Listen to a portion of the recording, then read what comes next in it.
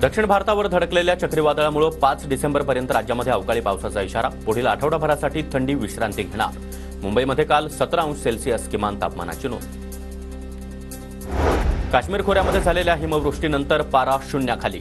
दाट धुक्यामुळे श्रीनगर आणि काश्मीरमधील इतर ठिकाणची दृश्यमानता 50 मीटर खाली. श्रीनगर शहरामध्ये किमान तापमान उणे 1.3 अंश सेल्सिअस.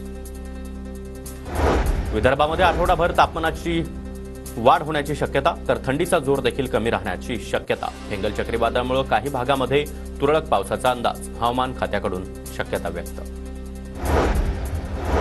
डाळींसह तेलाच्या दरामध्ये वाढ. चणा डाळ, तूर डाळ 200 रुपयांवर. सर्वसामान्यांच्या खिशाला कात्री. तर राज्यामध्ये भाजीपाल्याची आवक घटल्यानं दर कडाडले. शेवगा 400 रुपये तर मटार 140 रुपये प्रति किलोवर. राज्यामध्ये मागील वर्षीच्या तुलनेमध्ये यंदा गव्हाचं 15% क्षेत्र वाढण्याचा अंदाज. पोषक वातावरण त्याचबरोबर सिंचनाखाली पुरेसं पाणी उपलब्ध असल्यानं गव्हाच्या क्षेत्रामध्ये वाढ होण्याची शक्यता. पाणीपुरवठ्याची समस्या जाणून घेण्यासाठी आमदार हेमंत रासने यांच्याकडून नागरिकांच्या भेटीगाठी. कसबा मतदारसंघात रासने यांच्याकडून पाहणी सुरू. रेल्वे प्रवाशांची अतिरिक्त गर्दी लक्षात घेता हडपसर, हिसार, दौंड, अजमेर या रेल्वेला मुदतवाढ. या विशेष गाड्यांचा कालावधी 16 डिसेंबरपर्यंत वाढवण्यात आला.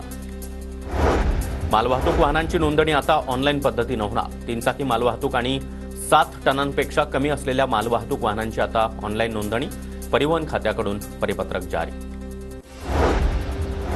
राज्याच्या नोंदणी आणि मुद्रांक शुल्क विभागाला दस्त नोंदणीमधून 33,000 कोटींचा महसूल. एप्रिल ते नोव्हेंबर दरम्यान 16,66,000 नोंदणीतून 33 कोटींचा महसूल. सरकारकडून नोंदणी विभागाला 55,000 कोटींचं उद्दिष्ट.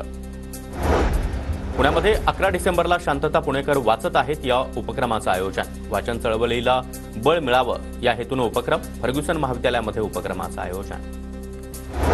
पुण्यामध्ये आजपासून 8 दिवस प्लॅटफॉर्म तिकीट बंद असणार. महापरिनिर्वाण दिनानिमित्त होणाऱ्या गर्दीमुळे मध्य रेल्वेचा निर्णय. प्रवाशांना नियमांचं पालन करण्याचं मध्य रेल्वेचं आवाहन.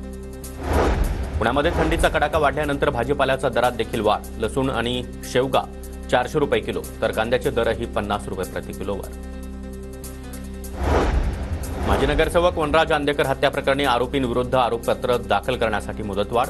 विशेष न्यायालयाकडून गुन्हे शाखेला 30 दिवसांची मुदतवाढ.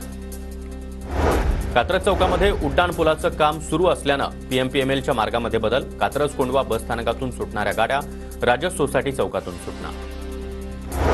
कोकण रेल्वेच्या प्रवाशांना दर्जेदार पदार्थ मिळणार. प्रवासादरम्यान दर्जेदार आणि ब्रँडेड पॅकेज केलेले खाद्यपदार्थ मिळणार. कोकण रेल्वेचा निर्णय. समृद्धी महामार्गातील शेवटच्या टप्प्याचं 100% काम पूर्ण. नव्या वर्षामध्ये नागपूर मुंबई प्रवास 8 तासात पूर्ण करता येणार.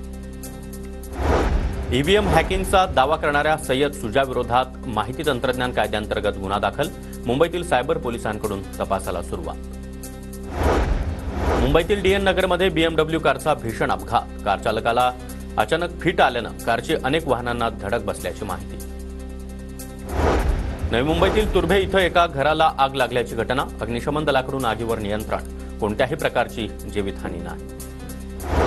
ईव्हीएम हटावसाठी दिल्लीच्या रामलीला मैदानावर काँग्रेसचं आंदोलन. भाजपवाले कधी ईव्हीएमच्या माध्यमातून मते चोरतात तर कधी आमदार चोरतात.